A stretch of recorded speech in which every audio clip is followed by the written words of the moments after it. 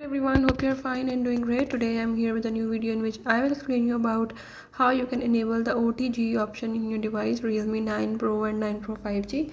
But firstly, if you're new to my channel, do subscribe and hit the bell icon. Let's move toward our today's video. If you want to enable the OTG feature in your device Realme 9 Pro and 9 Pro 5G, you can do this by the way as I am showing in this video.